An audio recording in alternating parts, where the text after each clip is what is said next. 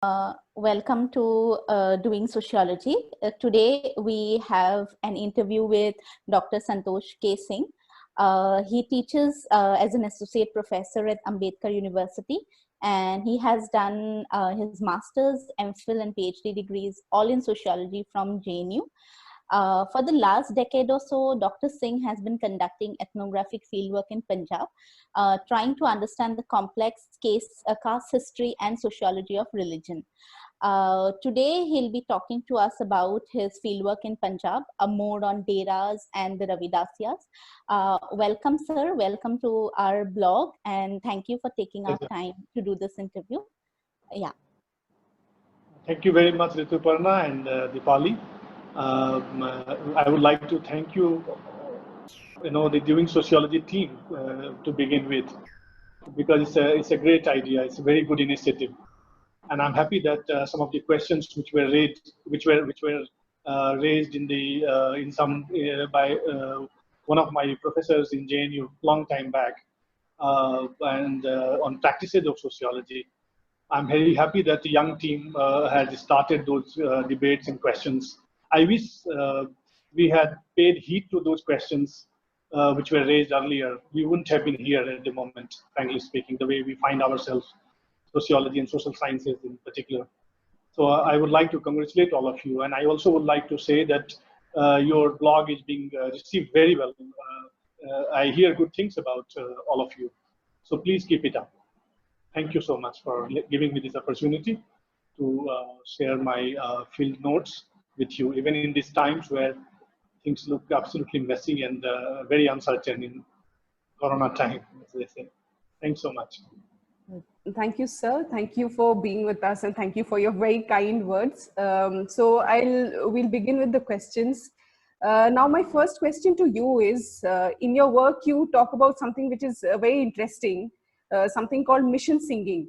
So can you tell us a little bit about this in Punjab, and what does it reflect about caste politics in the state? The thing is that as the word itself explains, that it's not an ordinary singing. It's a singing with a mission. And its mission is to protest against the caste, particular kind of caste history. And that is where we have to understand why these songs became so popular in many parts of India, especially in Punjab. And that's where I thought I would like to, I've written about it, but I would like to share with you that this kind of music, became a rage among the youth of Dalit youths of Punjab, because there is a particular kind of music which dominated the Punjab. Punjab, is about music. In Punjab, you think of Punjab and you don't think about caste. You think about UP, you think about Bihar, you think many parts of southern India. When you think of caste, as anthropologists and sociologists, caste, the moment you think of caste, in our imagination, Bihar, UP, Hindi heartland dominantly emerges. Not so much Punjab. Punjab is about music. However, ironically, the caste is as much there as we now know, that despite the fact that theoretically and for example, the dominant discourse in Punjab has been very syncretic, and the caste has not been so overtly practiced. But we now increasingly we realize that Punjab society is also divided on the lines of caste. These music, coming from the Ravidasya young people, Gindi Mahi is the one who made it very popular in Punjab, as you know. And through this music, the people are trying to spread this message that we want to have a casteless society, and we want to create a world which Guru Ravidas said, is Begumpura. That we will have a world where there is no caste. It will be an equal world, and therefore that became a rage in Punjab. Mission singing is with that kind of understanding, that it is not for entertainment or the manner in which we understand music, but music with a purpose, music with protest and resistance at the center of it. That kind of music becomes what they call Mission singing in that sense. Yes. Sir, you talk about caste politics and Dalit politics in Punjab. Could you speak a little more about the major trends, shifts in Dalit politics? Yes, yeah. See, Rituparna, if you look at the demography of Punjab, the Dalit population is almost about 32%, which is the highest in India. No state has that many, kind of demographic presence. And despite the fact, if you look at the, say, for example, the participation of Dalits in the mainstream politics or the representation in Dalit politics, you'll find that it's not, it's very, very minimal. It's hardly there actually. And so that sort of raises the question as to what happened to, remember, Punjab is the land of the great Kasi Ram, and who established and founded the Bahujan Samaj Party. And that party, became very popular in UP, and Mayawati ji became, chief minister for many terms actually. And BSP has had a significant presence in the UP politics. But you don't find BSP at all, more or less, no, nothing in Punjab. So you wonder, is the land of Hoshiarpur, the Doaba region is the place of Kasi Ramji, but you see no BSP there. So how does one understand this sort of disconnect between the number, and democracy is about number also. So despite having 32% and that kind of number, why is it that the political mobilization of caste of the Dalits in Punjab could not be at par with their demographic strength? So that is something which became which is very obvious in Punjab, and the reasons are many. In fact, reasons are many because the caste politics gets intertwined with the politics of religion regionally everywhere actually, and not just in Punjab. And then it gets into another direction. The consolidation of Dalits in Punjab somehow has not been able to sort of crystallize or kind of come together in that sense. And that is why you see fragmentation of that politics. And even though there are voices and there are people who are very, very strong in their views, etc., but they have been co-opted by different mainstream political parties, and therefore you see that there is fragmentation of that voice and that representation of Dalits in Punjab politics. And that is very, very clear, because I think the Punjab is the land of the Sikhism and the great religion of the Sikhs, and Sikhism, to my mind, is also about a counter perspective to the caste society, and the gurus did talk about a society which is based on equality and in a more egalitarian kind of socio-cultural metrics. That is why you realize the idea of langar, idea of pangat, sitting together, having food together. These are so quintessentially Punjab and part of the Sikh religious context. But somehow as it happens with caste surreptitiously enters everywhere, even in those zones where there is no place for theoretically there is no place for caste, but it enters. So you see that even in Punjab also, you saw that large number of people who joined Sikhism, and those who, especially coming from the lower strata of the society, those who joined Sikhism, they realized over a period of time that they are not being treated as one. And that sort of created, in practice, that's what I'm saying. In theory, of course, the Sikhism is very, very clearly anti-caste. But as you know, that in theory, in practice, things go in a different direction. So you realize that you hear about separate gurdwaras in Punjab, for instance. There are Dalit gurdwaras in Punjab. You hear about these stories from Punjab. Some of my writings talk about it. And many people who studied caste in Punjab do talk. They realize that cremation grounds and separate gurdwara. So there is if you go to a village, and I'm very fond of traveling. So I remember in my fieldwork I used to travel to many places, even beyond my research design, just to get a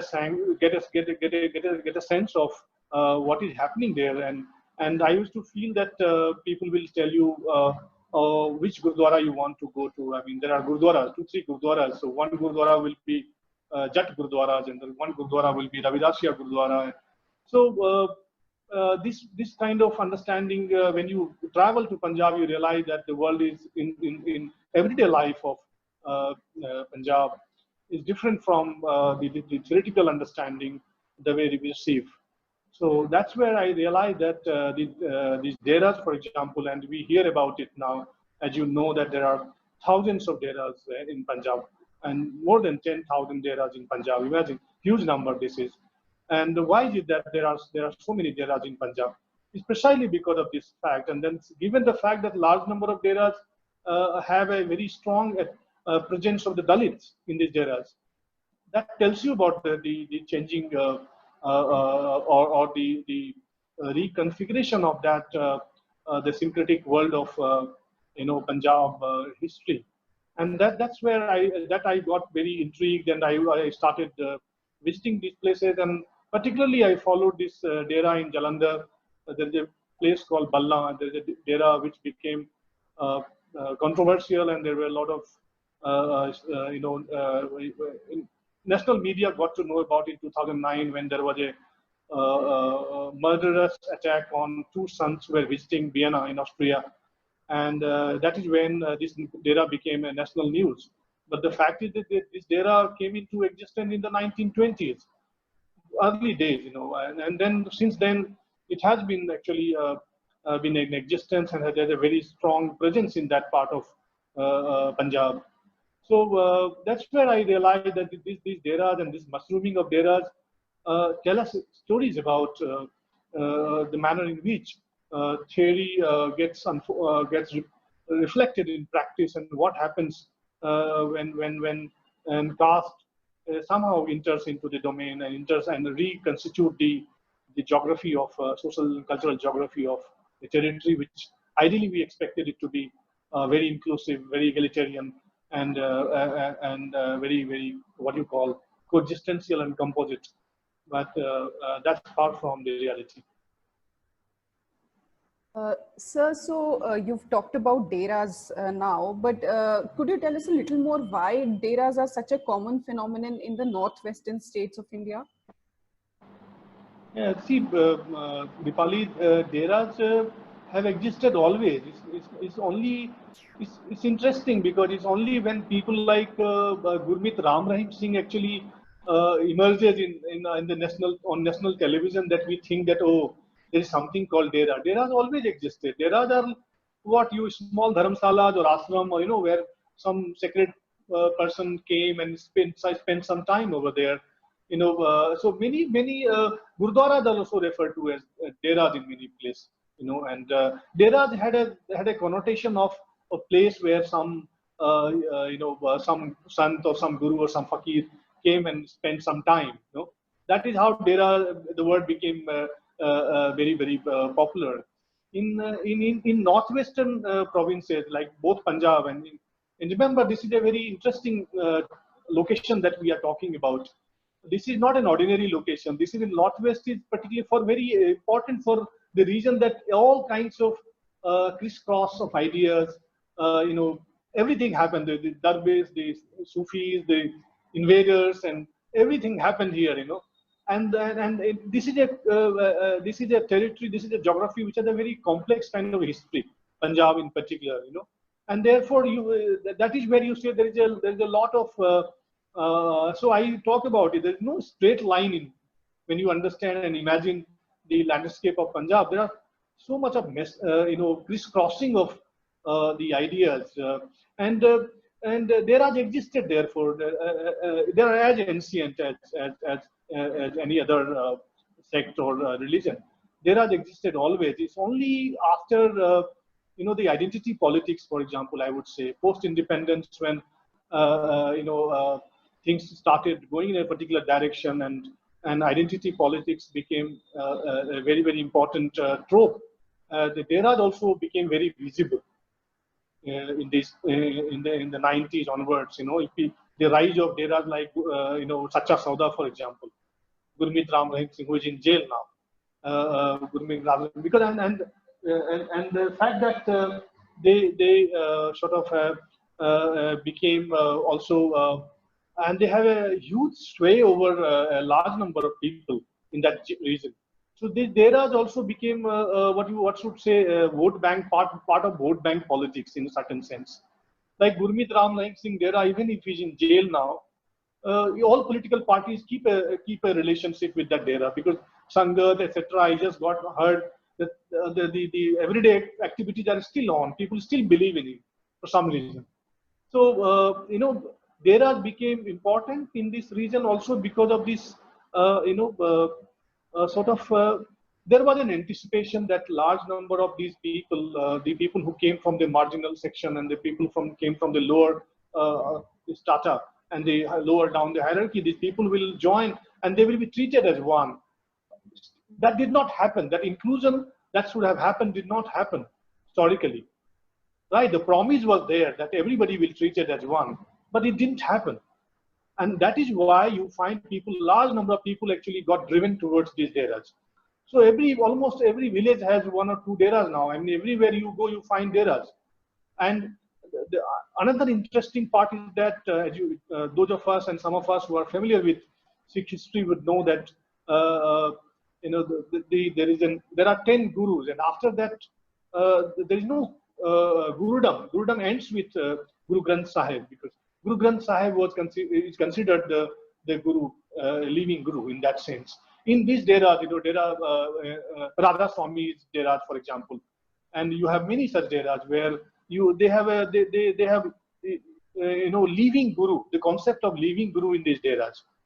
So so within Sikh tradition, this is not considered. This is considered a deviation. And therefore there is a problem. Therefore there is a problem because beyond Guru Gobind Singh, the 10th Guru, it was considered that there is the end of Gurudom and there will be no Guru tradition anymore. Guru Granth Sahib would be considered as the Guru from there on. But in these Deras that mushroomed and emerged in many parts of Haryana and in Punjab, the presence of a living Guru, presence of a human Guru, that's something which always creates a uncomfortable situation for those who believe that this is a kind of digression from the scriptural understanding about certain thing, and so therefore there is a very what you call a strained relationship between the Deras and the Sikh Panth in certain sense. So that also is there, but increasingly the presence of those large number of people, and especially this is also interesting to note that large number of NRIs, Dalit NRIs, for example, they started donating to these Deras. Earlier they will go and donate in Gurdwaras, for example, but with the mushrooming of these Deras with a particular kind of understanding about a particular kind of caste line that they follow, etc., and there is a strong sense of ownership, a strong sense of owning a particular kind of caste history. If you listen to some of these songs, this is the recurrent theme that we were ignored. We were not given as much presence in when things were discussed, or we were treated as not at par with others. So there is a sense of exclusion, a very recurrent theme of exclusion, as you can see, and there's a sense of protest in those songs that did not happen. And that is why Deras became very popular. Deras mushroomed because large number of these people started NRIs and the local Ravidasiyas, for example. They started contributing and donating, and they want to say that we also exist and we can exist independently. However, it is not as clean. For example, within the Deras also there are people who do not want that kind of split. So that's a very conflictual kind of territory, in the sense there is some people will say that no, we'll have our own independent path. There are some people who will still want to cling on to the old syncretic past of coexistence together, which retains the tenets of Sikhism, at the same time also trying to bring in other traditions. So even though the dogmatic elements will not like it, but the fact is that Punjab, to my mind, it's in syncretism is in their what should I say, it's very much part of Punjab everyday life.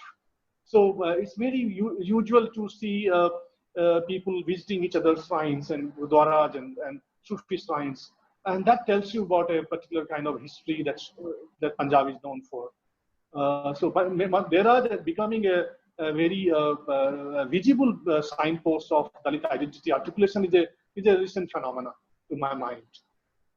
Yes. Sir, so these deras were established as an alternative to institutionalized religion with more egalitarian beliefs, practices. Now, Yes. how do you see that in the current context? Do you feel that deras still embody these ideas? To some extent, yes. But as I told you that there are these both voices in every dera. For example, you meet these older generation of people, and I do sense it that is very clear that younger generation of say for example Ravidasiyas in Jalandhar and the Doaba region and Jalandhar in particular, they carry a sense of that why is it that our heroes were not were not given that kind of prominence, and they keep talking about this. So, or for example, why our guru is Ravidas, for example, is considered a Bhagat only. There's a tradition of after 10 gurus, there are all great sons, but they are considered as Bhagats, not as gurus. But the Ravidasiyas would say that Guru Ravidas was our guru, and then as I write in some of my articles that in these there are the two things you find most certainly. One is the portrait of Ambedkar, and two, the big pictures of Guru Ravidas. Even Ambedkar you will find in the sanctorum of the religious space. So that's very fascinating. In fact, in many of these deras, I found libraries where there are volumes of Ambedkar's writings, there. That's fascinating, actually. Probably anthropologists and sociologists from here, from JNU and Delhi bound, we didn't really find time. But I think it's important to visit these deras and see for ourselves that how important it is to document this. What is it like which is understandably a religious place, but what is this volumes of Ambedkar's writings there? It looks like it's visiting a library, JNU library, or absolutely cataloged Ambedkar's writings. And they go to the library and they go to the medicine shop of that dera, and you see Ambedkar's posters are everywhere. And even in these songs, mission songs, Ambedkar is inevitably there. Ambedkar is everywhere. Now that tells you about the aspiration of this inbuilt in this song. That people will say that, and I did mention about it, did write in one of my writings that even though Ambedkar talks about Buddhism as an alternative, but if you travel in Doaba, many people would say that, and it's a very interesting thing because I think Buddhism as an alternative, as proposed by Ambedkar, has not been very popular in Punjab. So many people would say that no, why we have Ravidas, so why do we have to go to Buddha? So you sense it that we have our spiritual guru as Ravidas and we have our political guru as Ambedkar. That is the way people will tell you about their understanding. So Ambedkar becomes a part of their world, religious world, in that sense, as a hero, as a political hero. So And that's something very, very interesting that I find in all these deras that I visit, especially that deras in Doaba region, also in other parts. And of course, Punjab is not even territory, so there are different regions of Punjab, and so you find different understanding about these articulations that I'm sort of sharing with you. And of course, I have a very limited sense about. Every ethnographer must say this, that I don't know the entire world. I just know the little bit of that entire universe. No sample is full enough. No sample can be ever perfect sample. So I only travel as much, and so I can say that I hear these stories, and these stories are powerful stories, telling you about the concerns within these traditions, and which unfortunately were not addressed. And as I'm constantly saying, that caste, which probably never figured as a very important theme, because people thought, oh, Sikhism usually is considered, and it's the fact that theoretically speaking, Sikhism is a very egalitarian religion.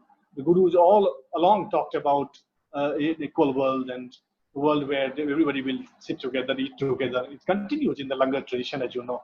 But somehow, for some reason, caste remains.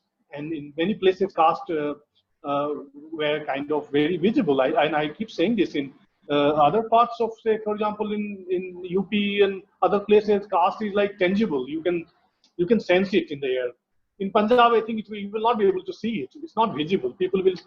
You'll see people playing cards with each other and from different castes. It's very normal in Punjab. You see them, people playing cards, etc. That probably will not be possible to understand in UP.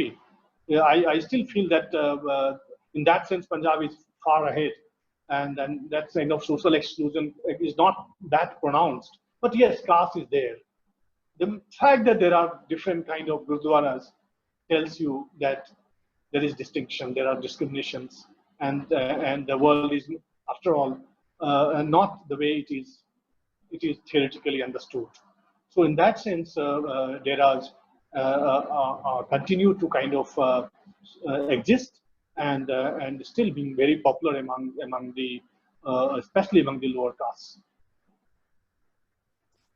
Sir, could you also talk about Ambedkar's role in the Dalit politics or the Dalit political scenario of Punjab? Does he inspire, like when we talk about heroism, what is his role in terms of determining larger party politics in Punjab? Exactly. I think, in fact, Baba Saheb Ambedkar had visited Punjab. In fact, when he was thinking of a new religion and thinking of an alternative, I'm sure all of you are familiar that he actually looked at Sikhism as an option also. But for some reason, finally he found Buddhism as the closest.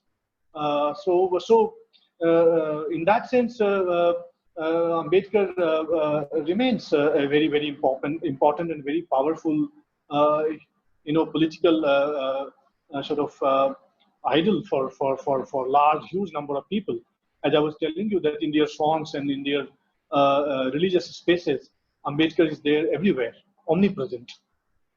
And it's interesting that while I spent a good number of years in Punjab, now I mostly go to Uttar Pradesh because Ravidasya of Balna Dera,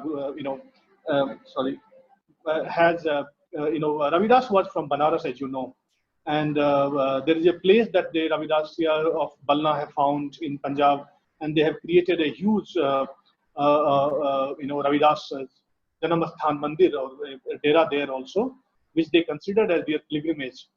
It is very close to Banaras Hindu University in Varanasi, and every year on Ravidas Jayanti, a huge number of Ravidasis and visit Banaras to celebrate the birth anniversary of Guru Ravidas. And the train that begins from Jalandhar, and it's a kind of pilgrimage train journey. It's called Begumpura Express. The train is called Begumpura Express. Begumpura has been borrowed from Ravidas's understanding of an utopian world. where there will be world will be equal and there will be no sorrow and everything will be fine and peaceful, etc. So, and I traveled in that train once. And this was, I really requested the Dera people to allow me to travel in that train. It's a kind of 24-hour journey, more than that actually. And this train stops at many places. It's a special train they hire from railways, and they have been undertaking this journey. And I traveled in that train, and I must tell you that some of you who are interested in Punjab and Punjab history must travel in that train, and that you will learn a lot by merely traveling in that train journey.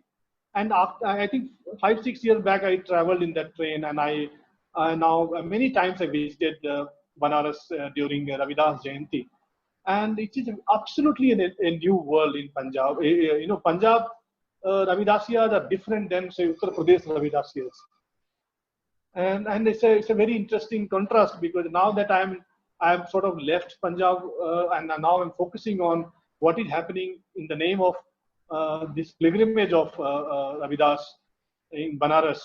Because the larger understanding of Banaras is different, as you know. It's basically a meta pilgrimage for the Hindus, you know.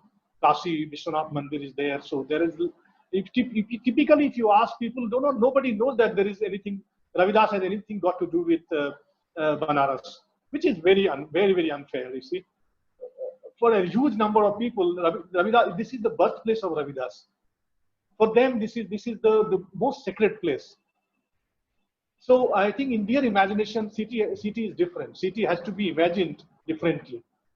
So when you travel, and I travel in that train, I realize that you know, a huge number of people from, you know, Europe, from USA, from Canada, they come on these anniversaries, you know, Ravidas anniversaries, and that is again there you find a large number of these books are being of Ambedkar's books, literature, etc.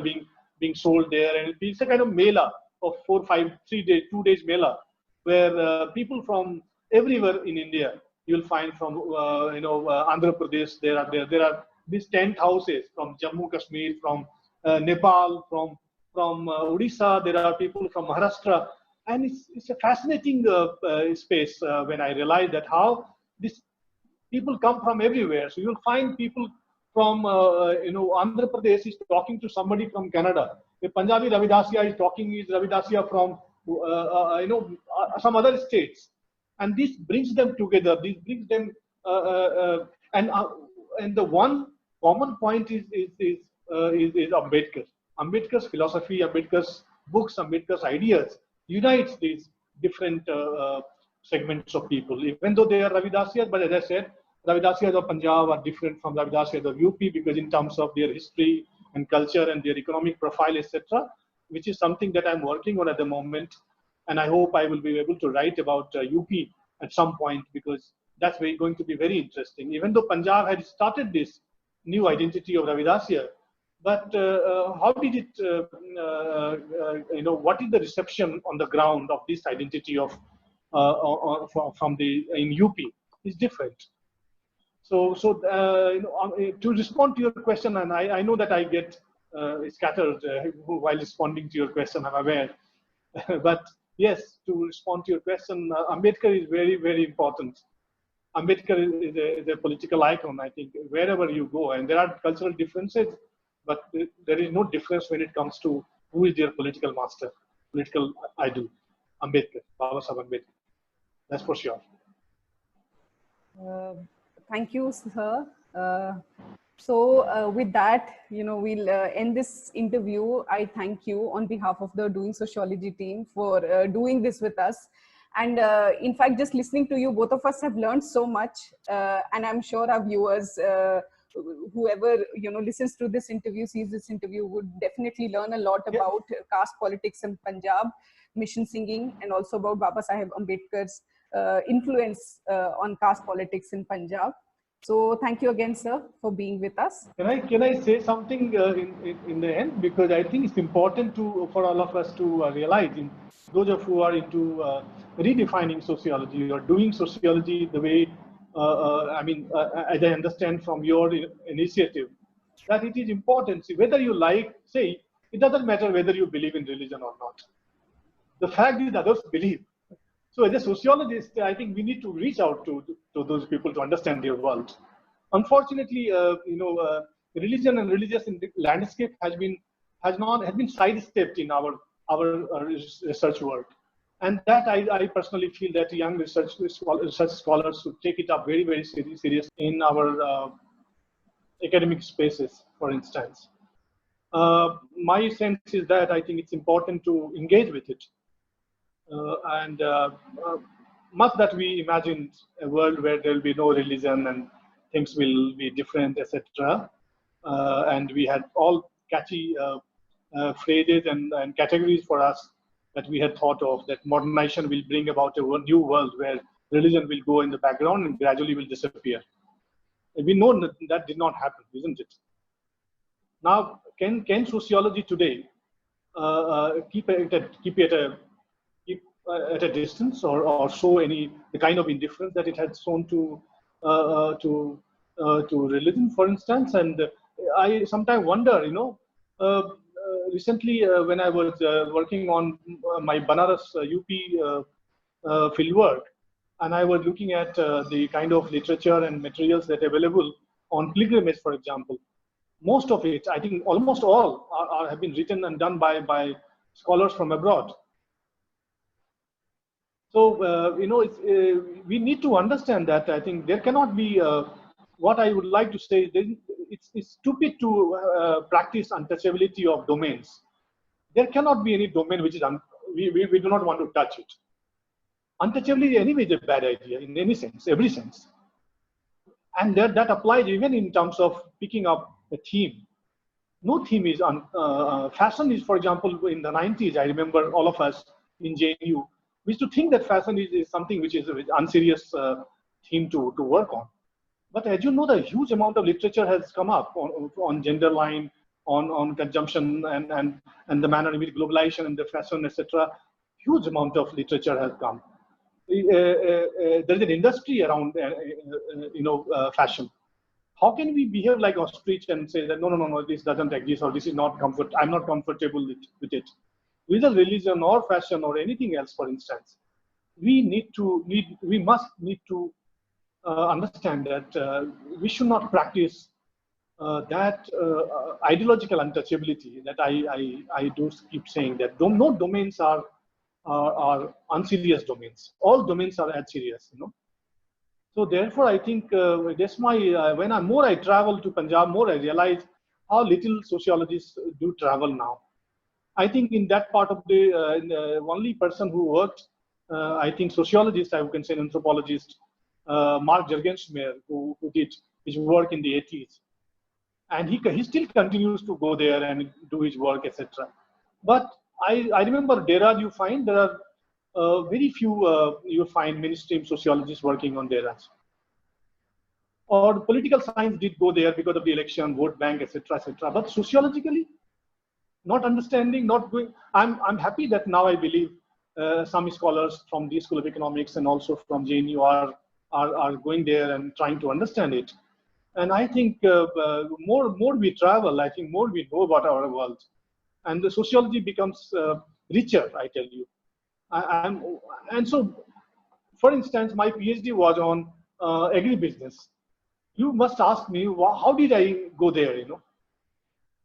It's just a chance. I remember I had taken a PhD major, UGC fieldwork, UGC major research project I had taken, and I had gone to Punjab, one of the villages of Punjab, and I saw these people who were women workers on the field, agribusiness field. All of them were wearing Gurmeet Ram Rahim Singh locket. Everybody. So I saw that struck me. I said, who's this? I mean, what is it? And I say, oh, and that from there, I think I entered into a new domain, and it's almost a long journey. I haven't done anything substantial on. I taught on courses on rural agrarian and all the sociology of agriculture course that I taught at Ambedkar University. But writing I've been doing in religion, it's so fascinating, I thought. So sometimes accidents also help you. So what we call serendipitous, that you go to do a field work and that field excites you. never be a control freak. If you are a sociologist and anthropologist, never ever think that this is my design is final. I have all the final. Field also changes you. Field also changes your design. Field also throws up new questions.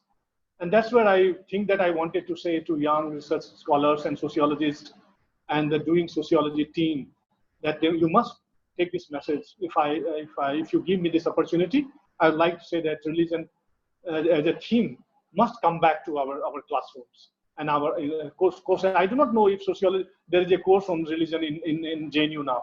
Is there? Is there a course on yes, religion? sir, there is a course at the master's level.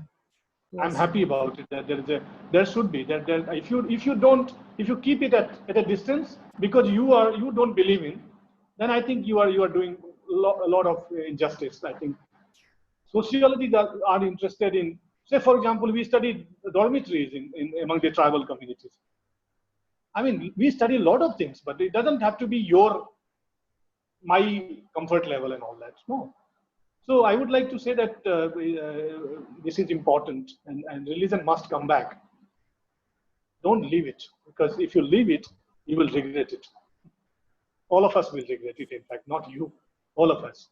I try to do a little bit. I hope that others also will join me together and we can continue to. So next time when somebody wants to do a study on pilgrimage in India, there can be some Indian scholars also, their books and their writings also should be there. That sense. Thank you so much, and this is an honor and a privilege to talk to Doing Sociology team. I have all the very best wishes for all of you, and please carry on these questions and these. You are doing very well, must tell you. Yes. Thank you so much, sir. Yeah, thank you. You've also spoken very eloquently about what sociologists should study and how the subject keeps redefining and defining itself. Thank you so much, sir.